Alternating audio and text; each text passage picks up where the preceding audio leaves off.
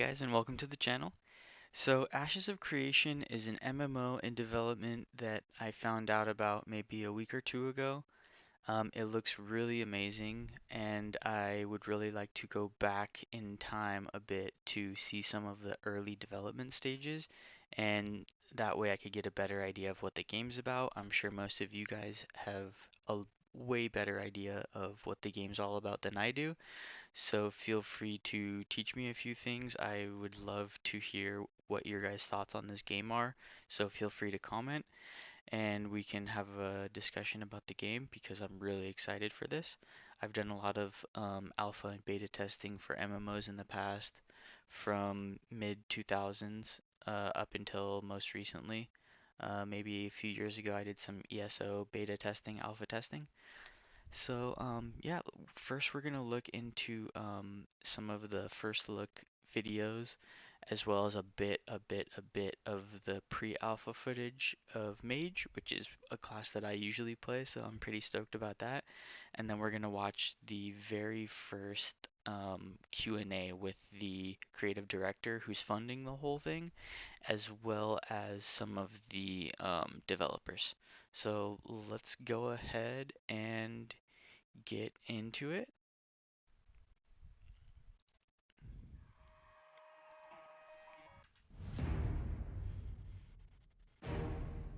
So here's some of the environmental first look. It does look pretty nice, and keep in mind this is early alpha. I think I said this video is from 2017. So from what I've seen recently, it does look really good. My biggest concern was that a lot of games, especially MMOs, have a great cinematic, but their gameplay doesn't really look too similar to the actual in-game world. So pretty excited about that. It looks like a really beautiful game for sure.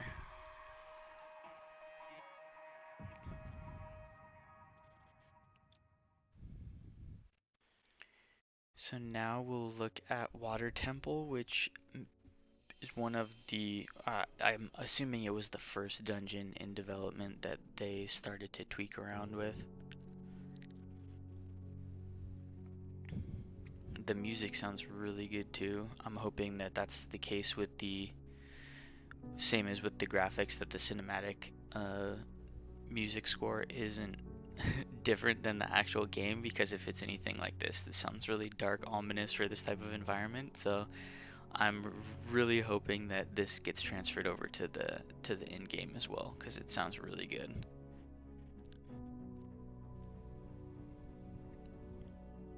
It does look really cool, I must say.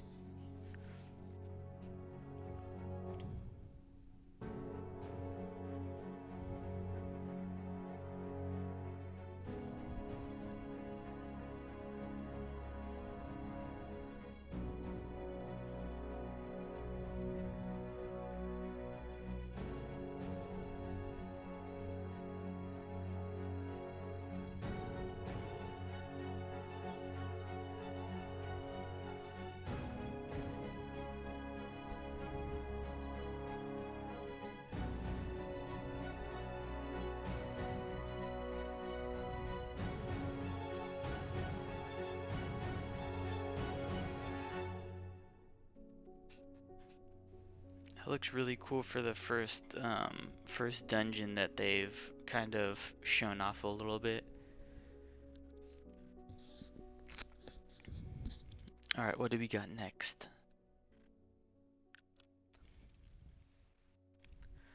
I believe next is the seasons video, but let's just confirm.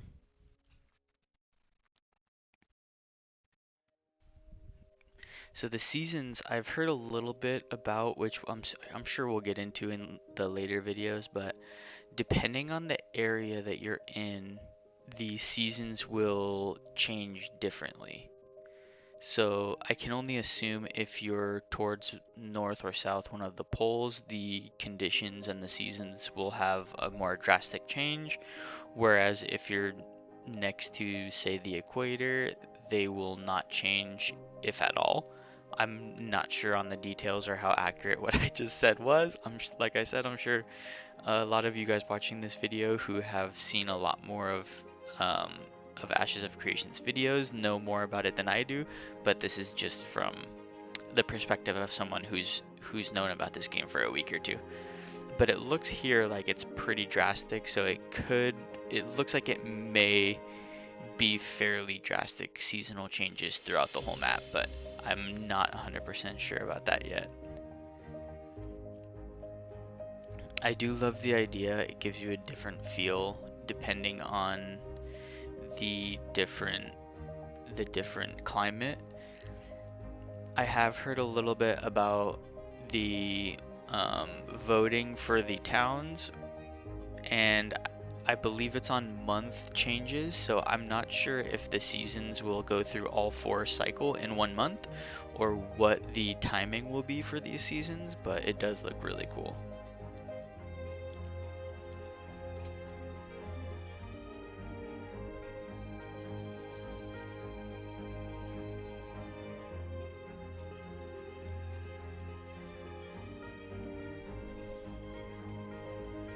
I do love the snow maps, they look really awesome.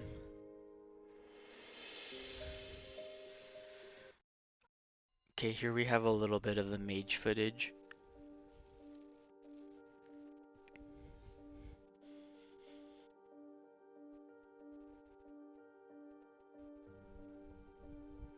Steven Sheriff, who's the creative director and is funding. No, it said he was playing a warrior, so. And from what I've seen, the UI looks nothing like this now. I didn't even see an HP or a mana bar like that in the bottom left. There was just a singular skill bar down at the bottom center. Oh, that looks pretty cool. The damage meter looks pretty funny. You can definitely tell it's super early alpha.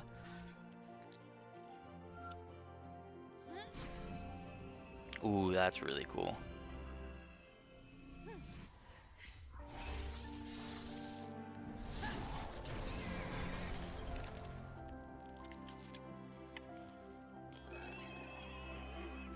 Whoa. Those monsters look pretty darn cool.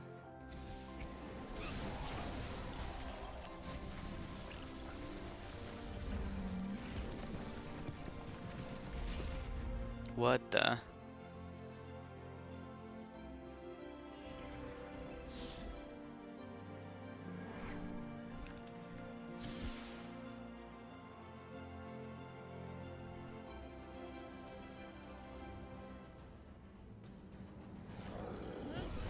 Oh shit.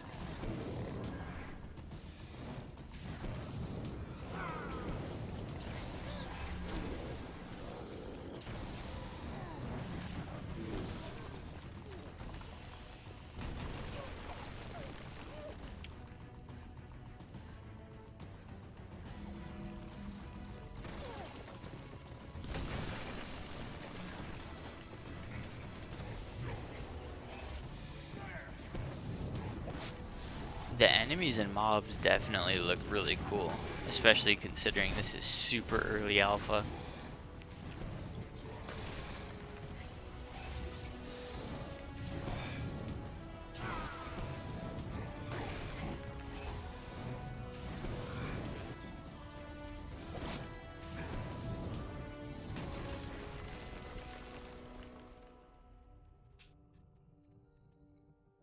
That is pretty freaking cool.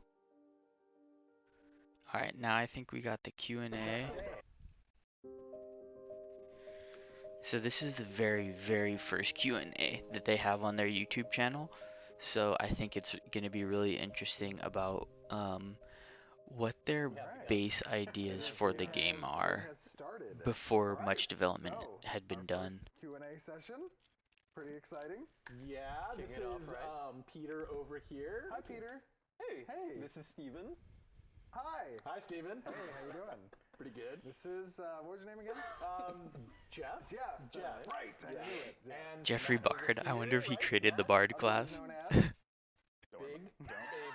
You don't worry about that. All right. You worry about yourself. Corny introductions concluded. Let's continue. All right, so we. So they seem like standard gamer nerds, which I like. That we could answer. Terrible in this dad jokes. discussion. What are some of the questions that they gave us, Matt? Well, we pulled a couple of them out, and we think there's some good points we can hit in here. So let's just go down. The first one we got is from Dark Crimson. Dark Crimson. That's a And cool name. I'm going to paraphrase most of them. I don't really want to quote everybody, but he's pretty much asking, how does a game flow if we don't include factions? A lot of Western players are kind of alienated to the fact that if there's no predefined sides for them, they don't really know, what their motivations are. Right. So, somebody want to take? How do we feel about that? Yeah, I think that's actually a really good question. That does make sense. Horde versus Alliance in personally, I've WoW, played a for lot of example. MMOs, as I know you guys have. And I always felt restricted. Sounds like it's going to be whenever much I more was a part of a game guild-based. that assigned me to a faction. I felt I was missing out on half the community that was involved in that game, and a lot. That of makes a the lot of aspect sense. Of a massively You don't interact with multiplayer, anyone at all on game the other like side. MMOs are, is being able to choose your path, who you want to play with, forging alliances, and kind of the politics, the intrigue that's involved with playing the game with so many other people. And I felt factions kind of limited that. So I That makes like a lot of that. sense, And actually. I Asset like that Creation, take. We're really focusing on allowing the community to drive their own path in those factions, so to speak, with players making guilds and Right, kind right. of. Totally. And I mean, it's not like we're going to be leaving players to kind of, decide, I walk into the game, who is my side? We're going to be putting in things to help people create their own identities. One of those things is our node system. People are going to set up in cities, and those cities will be their own faction of a sort. Right. We kind of want to get away from the word faction, but people will have a way to say, this is my identity, and that's the other side. And that might change over time. Your city might get destroyed. You might go to another city somewhere else. You create new friends. They new do have a alliances, couple and deep things are dives constantly into shifting, nodes, I think which will are be some of their cool next for the videos. So long-term my health of the next game. video, think that's another hopefully that aspect I'll of work on, faction-based is game going to be that's intriguing, the which first is look that and there is a second video possibility for regarding change. the nodes, Right, if you're playing a game that's because they're a faction-based, you huge really part you're of set this there in game. that faction, As they're and there's saying, no movement. And these how cities meaningful are is that nodes, and faction there are anyway? different It turns into different this thing of, like, implications blue for the players nodes, versus red and players. a node And that's there's here not a versus lot a of, node like, that's right next door. identity They're there. There's completely no, different. okay, I'm with the elves. What does that mean? Well, there's not really any mechanisms to help me like interact with that. Yeah.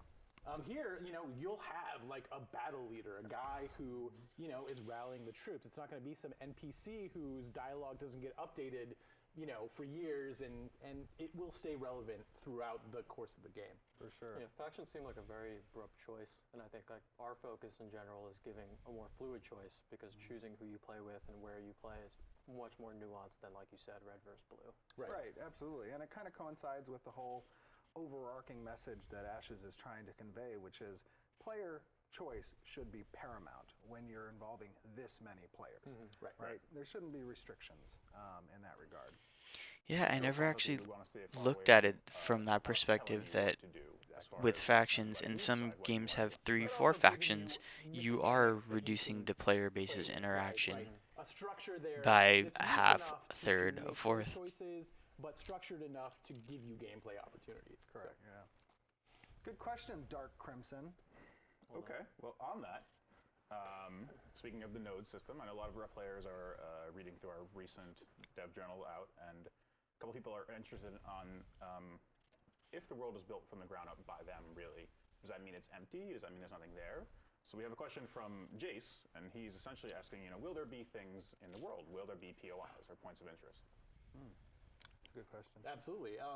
It's so when we say the world is going to be, tabula rasa, it's going to be a place for people to go out and kind of like plant their flag and start to grow a civilization. That doesn't mean that nothing existed before the players arrived. There is a big backlog of lore that we have of what happened on this planet before the players come here. And those are going to be part of the POI system, the point of interest system, the quest system. Mic off. Places that should be interesting and exciting for people to discover. Right. There is a history to this world, and part of the game is going to be discovering that history. So there's going to be plenty of interesting things out there. Mic Yeah, I on. think it's less of a fact that there's a blank canvas and more of the fact that you have a lot of paint to work with and creating your own picture. Yeah, absolutely. You know what I mean? So, like, when players move out into the world, they're not moving into emptiness. They're moving into a wilderness that has these storylines that you can uncover, these these items that you can find, these treasures that you come across, and then you can build upon when you reach that area, right? So, It's kind of an odd question. Was there nothing there prior to the game? There are many different I mean, I paths get that it, a but community can choose from and move down that path. Right. Yeah. Right. It's civilization that's not I guess there. the It question doesn't is mean based in the there's not fact a that world out there to the explore. cities So or we give nodes you are that completely first layer, developed right? by There's a lot of the stuff to do server, in that layer. the players As and players guilds in the develop, server. more and more layers get added, Yeah, and more that makes sense. gameplay opportunities get created because of the push-pull between players, in addition to the feedback we're giving to you in the world itself. Right. So, I think the words player development, it's the players are developing the world, but like you guys said, that doesn't mean it's blank. That might be like false for them to think that. So it's more that there are going to be dungeons in the world or points of interest, things like wizard towers or mines and woods to run through that are going to attract people and maybe become hubs for these people. But it doesn't necessarily mean that it's completely blank and that they're making every inch of the game. Right. So that's, right. We've got a job to do too, and we're going to do it. Good question, Jace. Was it Jace? Jace? Yes. Jace. Jayce, right? Jace. Not quite a planeswalker. All right. Well, These guys are such thank you nerds. for It's raising great. that. We have a question from Aceto. Forgive me if I'm getting your name wrong, which I probably am. But Acetaminophen? he's curious. Essentially, what do large guilds have access to? What do those player Interesting organizations question. that This run will get us a around better where idea of people get guilds. themselves organized? What are they going to go out there and do? What are they going to, be filling their game time with? That's a good question. I think that it's been pretty common in MMOs that a lot of content for guild play focuses around large guilds. And I think what we're trying to do is make sure that there's content that focuses both on small guilds, medium guilds, and large guilds. And we show that through a lot of the mechanics that are available to this guild play, whether it be leveling up the guild for certain skills, or taking castles, or participating in founding these nodes and towns.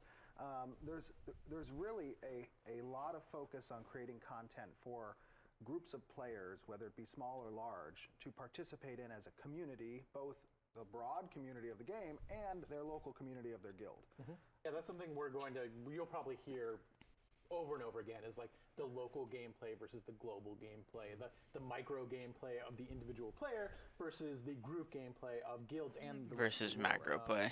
Guilds will Excuse fight me. guilds. Guilds will recruit other guilds to help them fight guilds. There's a lot of layers to it that there's going to be plenty of content for guilds to do, and a lot of really exciting content. I mean, you mentioned taking castles, right? Castles are going to be huge and influential, and I think it's going to be a pretty big trip to watch people fight over them and find ways of taking advantage of them. So I know me personally, when we used to play Lineage 2, those castle sieges were like the epitome of the 2-week, 4-week period, where you would see hundreds or even sometimes thousands of players on the battlefield. If your machine could struggle through it, but I mean, I didn't play too much Lineage 2, but I've noticed that they referenced it a lot, and it looks like they are basing a lot of good ideas from different MMOs and incorporating them into a single game, which I think is really cool because it shows that That's one thing that we they try are to MMO overcome is that players.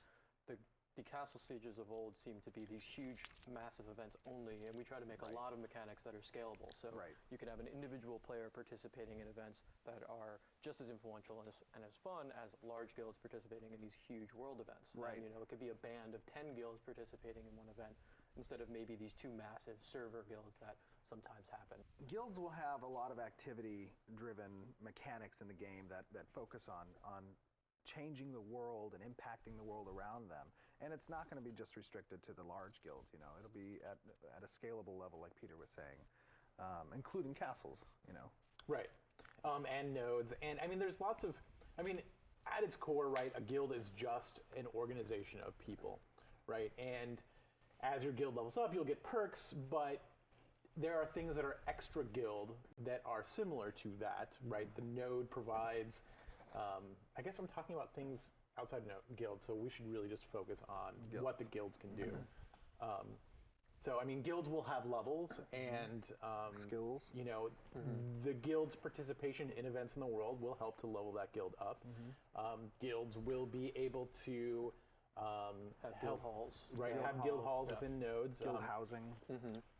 They'll be able to dedicate, time spent on developing nodes to have guild-specific buildings and guild-specific quests within the nodes. Right. Participating in the government of nodes through Correct. their guild hall. Yep.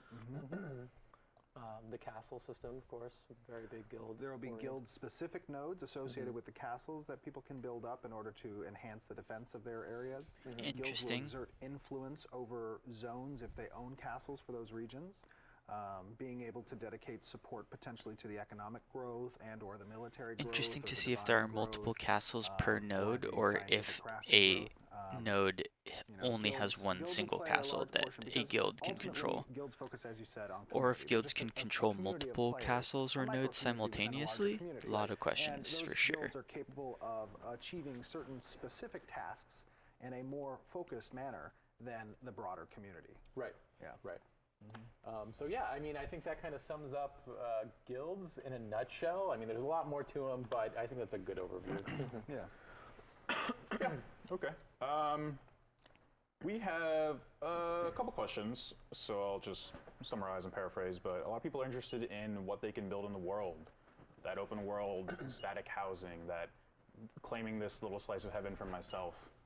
I know we have a lot of things in the work that we're excited to unveil in the coming months. And Yeah, I think as it pertains to housing, I think we really have three primary focuses in that regard. First and foremost being housing that's buildable by the players in the open world itself. As long as certain parameters are met with the development of local nodes, you'll be able to lay down your claim to a piece of land out in the world. And on that land, you'll have space to build a home. You'll have space to build farms that you can grow crops in. You'll have space to build different crafting stations and workshops on your piece of land that you can then use towards your proficiencies in different skill sets, such as Interesting. weapon crafting, armor crafting, all that kind of stuff. So my Animal understanding husbandry. is you can Housing buy plays a land just pivotal randomly role in the your world. I character's don't know if advancement people can in take that basically over or creating destroy it or goods for the what, world but around you. Right. And I think we understand how important that role is. Outside of that player housing being built on your own and the land you choose, we also have housing that is static within nodes that you Gotcha. can participate in at an early phase of the node's construction and then reap the benefits should that node progress to the later stages, having your home, your static home, growing with it. And those are a finite number of homes per node. Right. We expect those to be strongly fought over, and it will cause some conflict, and that's kind of what we're looking for in that. They will be a rare resource, these houses, and they'll look really cool, right? So if you come to a node and it starts off at a village and you grab that one housing slot, as it grows through the city and metropolis level, that home is going to grow too. So by the end of the node's progression, you might have a really cool mansion. But again, those are going to be rare and hard to get, and people might want to raise your node because they want some housing. So. Right, that's for sure. Excuse me. Also just making the houses, trying to make them more modular, because we know that no two players are the same, so making houses just completely static outside of a node, wouldn't necessarily fit the philosophy that we want players to be able to do what they want to do, and build the house that they want to build. So Yeah, making it a absolutely. farm, or making it a stable for animals, or making it just a home that they want to furnish and look great, that's up to them. Right. And then aside from the static housing and the player-built housing and the land, we're also including instance housing in certain nodes when they reach a development stage, that players will be able to own an apartment maybe in a city that they could then claim citizenship in order to partake in the government. so there are homes Just and because you apartments missed out in on having nodes. a house doesn't mean you can't actually live in that node. Exactly. So that's our solution to that. And there'll still be plenty of opportunities to decorate those. It just won't have the same kind of cachet that an actual house might have. Yeah. Good question. Like housing. everyone wants a home, right? So I know we're bringing it to a close here, but quickly we wanted to touch on the referral system. We're pretty excited about it, and we think it's going to be a pretty big hit when people, grasp what we're trying to do here. So maybe we should just clear up any misconceptions, or Yeah, for sure. So, in my experiences first starting to play MMOs when I was 7 years old, back in 1992, playing Neverwinter on AOL, that was $6 by the hour. Dating yourself. Yeah, my mom was not happy about that. $6 by Definitely the not. hour. I was But, born yeah, in my 90, experience so is I being wasn't early on gaming in until like MMOs, late 90s. It's all about, again, the community and the people that you play with. It didn't become so much the game that I was playing, more so that the friends who I had made online, they were playing those games too. And I always found that as we moved from MMO to MMO, we moved with our group, so to speak. Right. And we, the players, built the MMO. Without the players, the MMO doesn't exist. Exactly. And for the players taking on that responsibility and bringing the community with them to a game, they should be compensated in some way, shape, or form, or rewarded for that. And I think that our referral system really goes to rewarding our players for helping us to organically grow this game into something that can be a very large, massive multiplayer community. Right. That's Right? cool. So, Nice our referral system for sure. focuses on who you bring to the game, right? Which is something you do naturally regardless.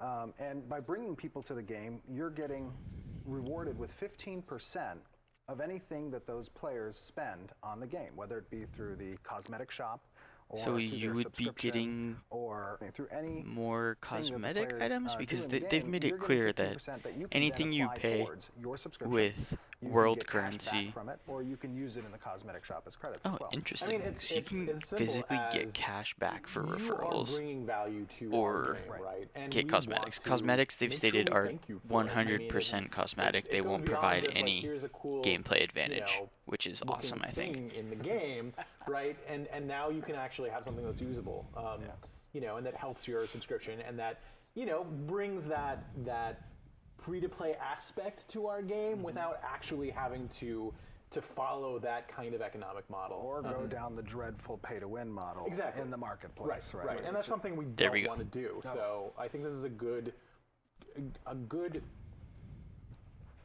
thing for us to. This is a good balance between. That's what I was looking It's a for. good balance between offering the player something that mitigates the cost of a subscription model, which everything is something that players are normally adverse to.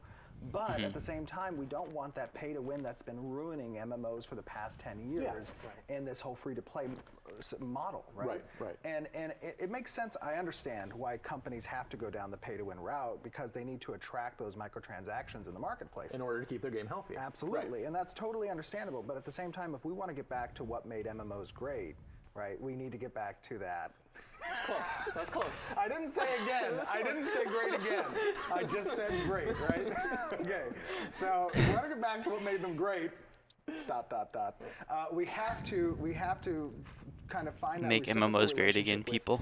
giving the community something back for helping grow our community, right? Right, And then at the same That's time, really cool, making actually. sure I like that pay-to-win referral aspect system never for sure. enters our game. Right. Just Right. looking at the models and then saying, well, we want to create a new path of least resistance, right? And Absolutely. we think that a referral system, which is common in games, we're just taking it a step further for people to build the community that they want to build and have an investment in. Absolutely. And in addition, companies, AAA studios that go down the route of a model that forces them to spend a lot of money on advertising, that's money that can't be spent on developing the game. Absolutely. Right. And this system kind of helps our community Very true, grow very true. in a more organic way that doesn't require us then to spend the millions of dollars in advertising, Right. Because our community is growing via our community. Right. And there's incentive to do it. Absolutely, yeah. yeah. Good question. Of course, and I mean, really all it boils down to is we're simply inviting you to play the game, invite your friends to play the game. If you guys like it, you stay and play, and you get reward for it. And that's pretty much it. Absolutely. Yeah. All right. Well, we've gone a little bit longer than anticipated, but we've got a couple of rapid fire questions. Ooh, rapid fire. Mostly yes, no, except for the first one. Exciting.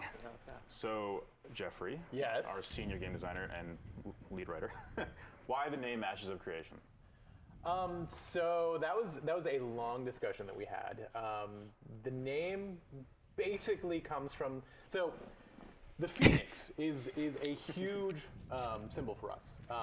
We have some gods. One of those gods' symbol is the phoenix. They may have or may not have created the world, and it may or may not have Name died, drop. right? So as with all phoenixes, Answer ambiguity. Next. as with all phoenixes, they rise from the ashes, and this is what the players will be a part of. Is the rejuvenation of this world that has been abandoned for so long. Another point there, in correlation between the name Ashes of Creation is understanding the nature of the world, right? The world is constantly creating, and then there's mechanics for change. And from that change comes new creation, so to speak. So, let's take, for example, the node system. You develop a metropolis after months of work on the server, and then some great battle is fought, and that metropolis falls into the ashes, and out of it again rises more creation. It's great. So Yeah. there's That's a cool. I definitely, there's that's a- what I a kind of figured the correlation name there was in the was name relating and, to. and just the general philosophy of the game's Right. mechanics. Yeah, okay. This is pretty simple, but do we plan on having traditional style raids and dungeons for our players to partake in? Absolutely. Yeah, Yeah, for Pretty sure. clear there's a yes there. Yeah. Absolutely. Yeah, I don't know how much we actually want to say about this, but we're going to have a bunch of different types of dungeons. Dungeons for, small groups, dungeons for big groups. Some things will only be able to be tackled by a large number of people.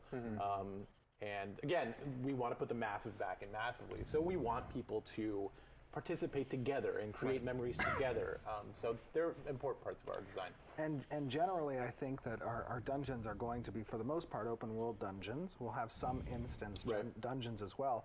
But again, it falls back to player choice. Those dungeons and their content is going to be influenced by the decisions that the players have made to move their civilization in the world, right? And those decisions Interesting. will impact what content you experience in those dungeons. Yeah, I mean it's totally possible, at least on our whiteboard, that that one server may unlock a dungeon and another server might not, and one server might be getting loot from one dungeon and another server might be getting different loot. So That's there's interesting, a lot actually. of branching that we're going to be putting into this game. I can only assume nodes and progression will unlock certain world items. That's really interesting.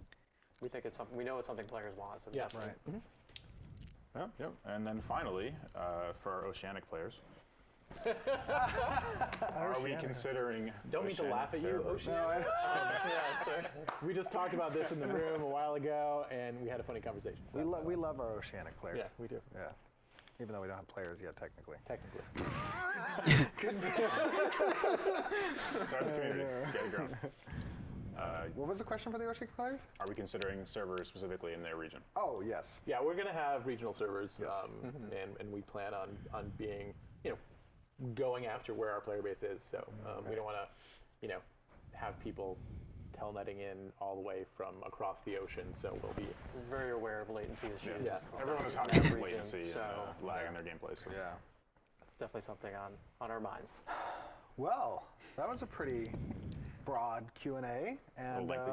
I liked it. Yeah, we'll probably be doing tons more of these Every day. every day. single day. Holy We'll never shit. play a game. We'll just talk about it. We're just going to talk about it. No. I don't think they did this Yeah, every day. we're That's definitely good. going to do more of this. It's a lot of fun for us, and I think it's a good way for you guys to get to know us. So, yeah, thanks, everybody. Cool. Thank you, guys. Thank you. Thank you, guys. Cool. Well, looks like that's the first Q&A, and looks like they had a really good idea of what they wanted from their game from the very beginning, which I think it says a lot about the game's direction. So, yeah, thank you guys for watching. I'm going to be doing a series of all of their content, so feel free to subscribe. Let me know if I can change anything or teach me about the game, because I know very little about it so far. So I look forward to chatting with you guys. The next video that I do will be the first look at nodes and the deep dive into nodes. So I will see you guys in the next video. Have a great one.